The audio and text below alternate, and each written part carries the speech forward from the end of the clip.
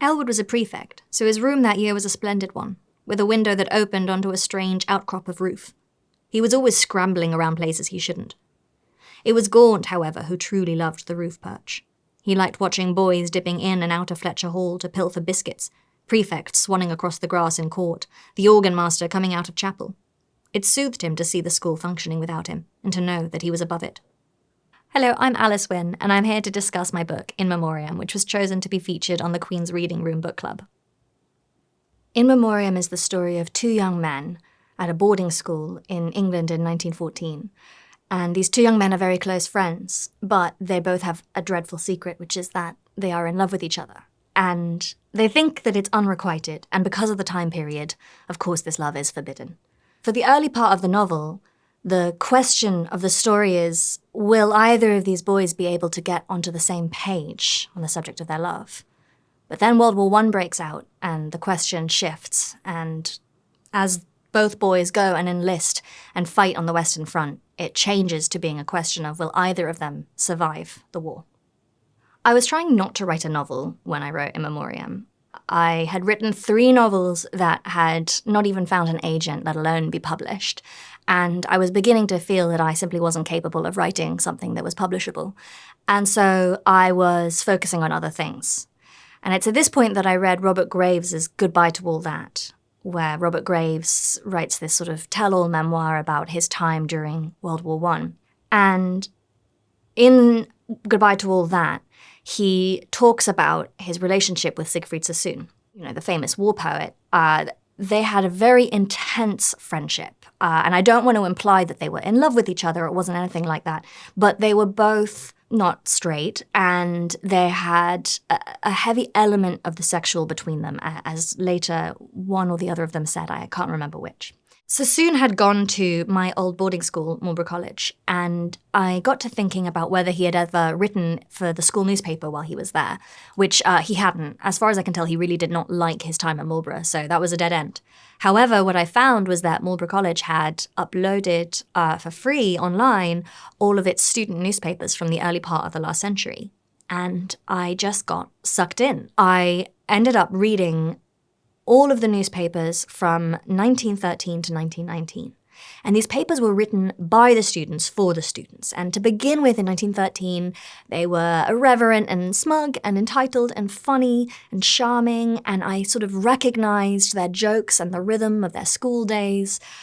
And then the war breaks out, and they are so excited, and immediately there's these long lists of boys who have enlisted, and the boys who enlist start writing letters back to the school, which I think in some ways is touching in itself, because it shows that these boys were so young, they only have home life, war life, and school life. That's the whole world for them. And their letters back to the school were surprising because they were so cheerful at first. There were mentions of how glad they were that no one was making them wash, and how healthy they felt, and how much fun it was. The war carries on, and the letters began to change, and it fell to the younger boys to write the in memoriams, the obituaries of their older brothers and older friends. The in memoriams at the beginning of the war had this very patriotic cadence. It was a lot of, we envy him his gallant death. And then as the war goes on, they are still saying that everyone who has died painlessly and gallantly and bravely. But there is a note of despair that starts to creep in. And the letters that are being written back became so sad. I remember there was one that a young man wrote back to the school that said something like, Tuesday was an awfully sad day. I had not realized what it would mean to see all of your friends dead and dying all around you. And it was just very raw. I was really disturbed by them. And in fact, it was all I was thinking about. Those two things, the letters between Robert Graves and Siegfried Sassoon, and the desperate sadness of seeing the war in this microcosm, in this tiny little world, collided together in my brain and created In Memoriam. And people often ask me, when did you decide the plot? And I really didn't. Once those two things had collided the whole story came out almost fully formed, and I wrote most of the first draft in 2 weeks in a sort of fever. And then I spent a year and a half editing it, so it wouldn't be quite so silly. But it was a very, very easy process because those two ideas had mingled together in such a clear and clean way. I had read a lot about World War I before I had ever thought of writing this book. So I felt as if I had a sort of baseline to begin with, and I was able to write most of the first draft without having to stop and do a big deep dive into the research. But I hit a point in the first draft where I reached something which I didn't know much about. At one point, one character ends up in a prisoner of war camp in Germany, and I didn't know anything about those. And so I had to stop and research prisoner of war camps. And what I found really surprised me. And the most useful book that I found was called The Escaping Club by someone called A.J. Evans. It's this wild memoir by this man who, fair warning, is racist towards sort of everyone, but especially the Turks. But he was a pilot who was captured. His plane fell out of the sky when he was flying over enemy lines, and he was captured and sent to a German prisoner of war camp. And he is so funny, and he describes his prisoner of war camp as the most hilarious sideshow to World War I. I lifted loads of specifics from this book. So, for instance, he describes a man painting his face to look like a lily pad so that he can swim on his back across a moat to try and escape that way. Or he describes a man growing out his hair in long blonde ringlets so that he can pretend to be a woman and escape by pretending to be a girlfriend of someone. All kinds of amazing ways that people try to escape. And he gives the impression that every English officer was trying to escape just 100% of the time. I read mainly primary sources. I basically wanted to go through and read from people who had been there. So I read Storm of Steel by Ernst Jünger because that was the best way of getting the right kind of violence. I didn't have much of an imagination when it came to violence. In my first draft, everyone was shot in the head or the heart and sort of just died that way. And when I was reading Ernst Jünger, what I did is I kept this horrible little notebook where I would write down the ways that people were maimed or killed in that book, and then just sort of plug them in. So all of the violence that happens in the novel is violence that comes from primary accounts, because it's things you wouldn't think of. As a peacetime person, it sort of didn't occur to me that you could be shot in the leg and bleed out in 10 seconds. There's a description in Edward Living's 24 Hours on the Somme of someone who dies because he's nursing a friend in a crump hole that has water in it. And then a shell falls near him and boils the water. And so he boils to death. I would never have thought of such a thing. And so I needed to go through and find these specifics. And, World War I has such rich literature.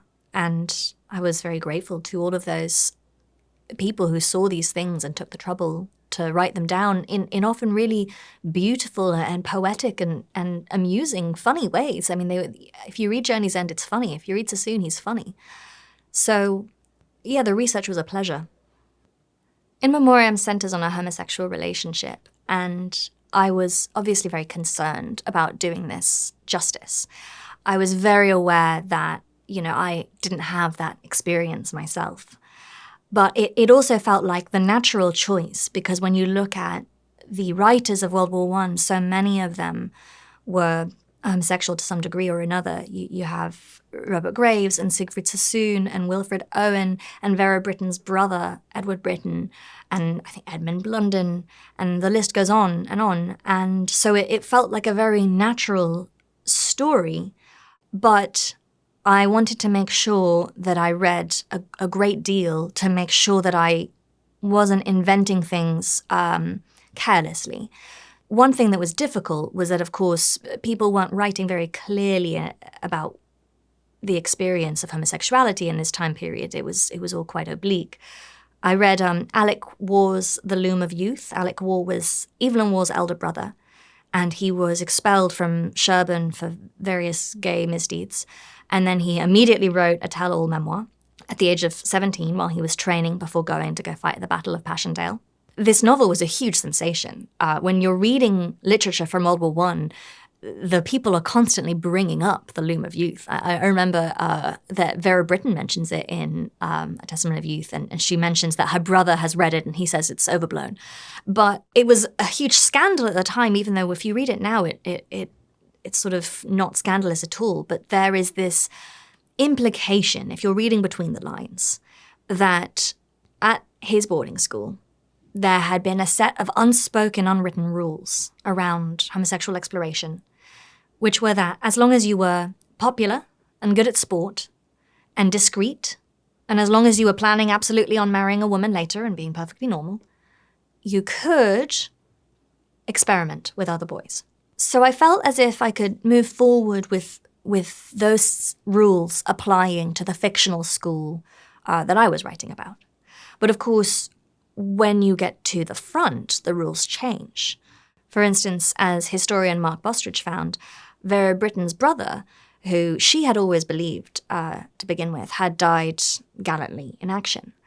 What had really happened was that he had been writing compromising letters to another man, and these letters were found.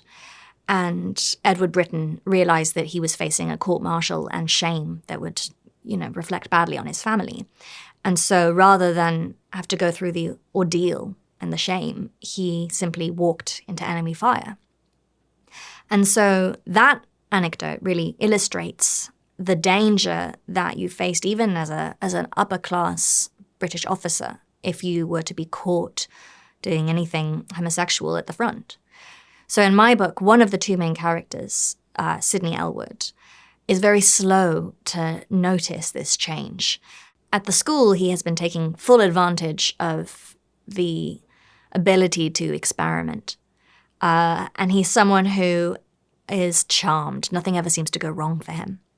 Whereas Henry Gaunt is someone who is very pessimistic and worried all the time. When they get to the front, Henry Gaunt very quickly realizes that the rules have changed and that there is real mortal peril attached to doing anything homosexual at the front. But for Elwood, that realization takes a little while, and that is part of the tension running through the novel. Of course, because I'm not myself a gay man, I did worry that I wouldn't be able to do these two characters justice. And so, as I said, I read a great many books, both from the past and also from writers today. And the thing that was most helpful was I was able to have some friends of mine read the book and give feedback, especially when it came to the intimate scenes, because, I couldn't have done that without them, without some candid and helpful friends reading and giving feedback. And ultimately, the question of whether a writer can write outside their own experience, I think, is a really interesting one. And I think actually that discourse pushes writers to be more thorough in their research, which I appreciate. But I knew it was possible because I myself have felt so represented and so seen by female characters written by male writers. So for me, it wasn't a question of whether it was possible. It was a question of whether I was a good enough writer to do it. Especially in America, people are much more interested in World War II, and I do think World War II is sort of the more appealing war in terms of films and books in a lot of ways. But when I was writing, which was pre-pandemic, I really felt as if we had a lot more in common with these Edwardians who seemed to feel as if they were living at the end of history. There was this writer called Edward Montague who wrote a series of basically think pieces about British society after the war and during the war, but especially after the war. And I remember he talked about how before World War I, he felt as if everyone was behaving like boys playing on a lake of ice, where the boys have this trust in the ice. They think it's so thick that it can't possibly break. And he said that was how people seemed to feel about empires and national boundaries and institutions and governments. They thought they could sort of rebel against them without really harming them, and that those things would last in a sort of unchangeable way forever. And the war was like this moment when the ice just started to crack and break and people were falling in. And I thought that was so interesting because it really felt, especially in this pre-COVID moment, as if I could see that in the young people that I was spending time with, that there was this kind of, this sense of, things aren't working, let's burn it all down, that really came from a place of trust, of trusting that the things they were railing against couldn't really be burnt down. And I really related to that sense that they were living at the end of almost 100 years of peace and prosperity. I mean, I say relative peace and prosperity. Of course, there had been wars, but if you're talking about the British, if you're talking about specifically, especially the English, there hadn't been any wars in England for over 100 years. I mean, I guess the last big war that they had been involved with, the last total war they had been involved with, was the Napoleonic Wars. And that felt very relatable from where I was standing.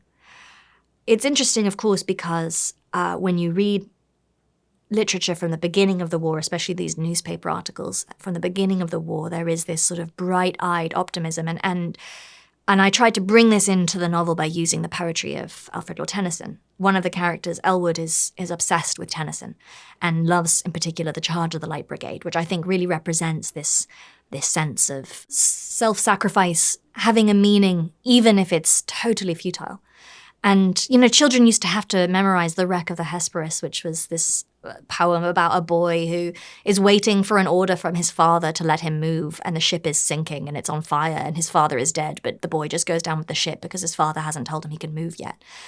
That really epitomizes the way that the Edwardian boys had been raised to feel. And so, of course, they went marching into war. They thought it was the noblest possible thing. And then there was this huge rift between them and the generation immediately after them. The kind of Noel Coward generation, people who had been just too young, who thought that this was unbelievable stupidity. And they thought, why on earth would anyone just go and march into machine gun fire wearing cloth hats? They didn't have metal hats till 1916. And I think that generational difference is fascinating. In Memoriam follows a group of public school boys at the front.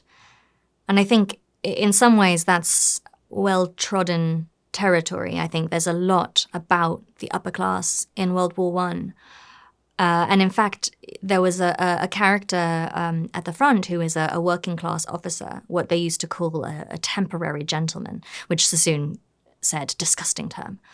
It was quite difficult to research this character because, for whatever reason, there's a huge amount of literature by the officer class in England, in English.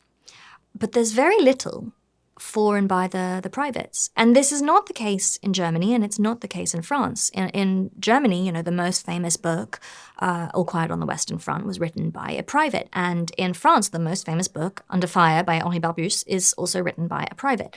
And yet in England, that really wasn't the case. And I don't know at which point this filter seems to have come through. I don't know whether the privates were writing things and they were not being published, or whether the privates were not receiving an education at the same level as their French and German counterparts. But it certainly was difficult. And in the end, for me, the most useful book for that character was a book called In Parenthesis by David Jones, which was published in, I think, the late 30s. And it's a very postmodern work. And T.S. Eliot actually wrote the foreword in my edition. World War I is an unusual war in that the upper class actually died at higher rates than the working class, because the group of people who got killed the most and the fastest was junior officers. They got killed at a rate of about 18%.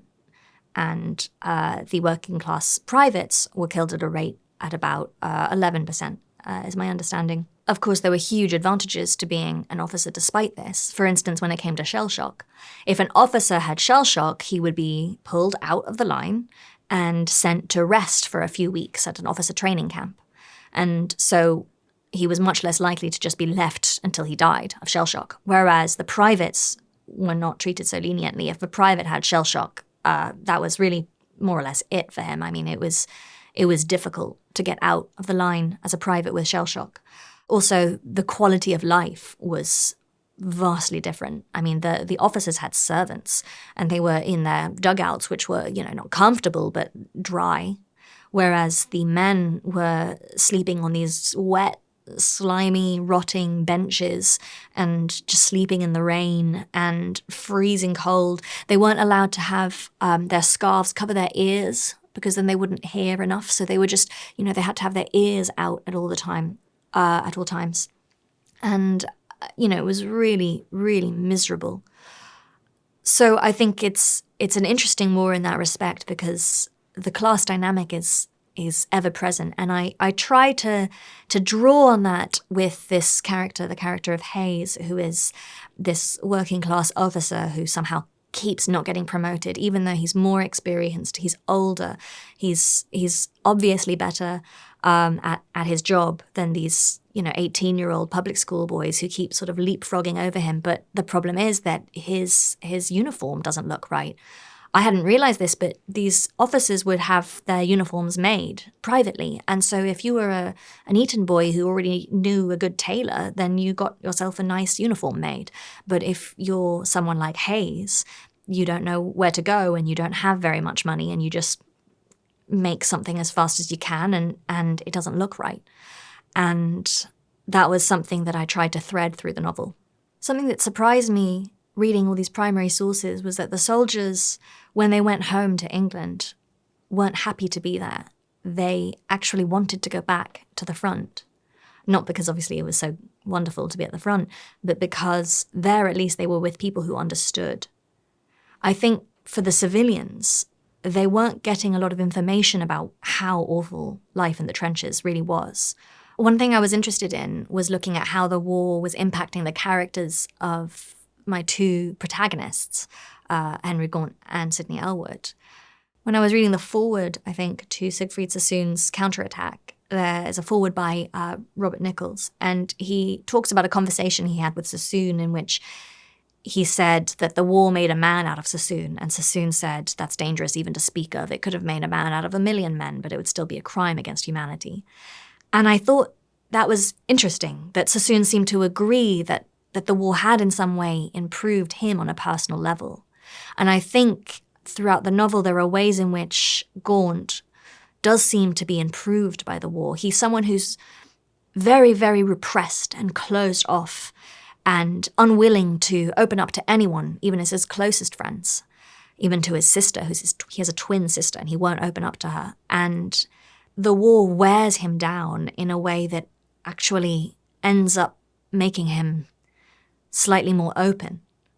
Whereas Elwood begins the novel and he is happy and relatively well-adjusted. He has a sort of benign sexism to him. He sort of thinks women are very sweet and precious and should be taken good care of. It's a sort of Victorian sexism.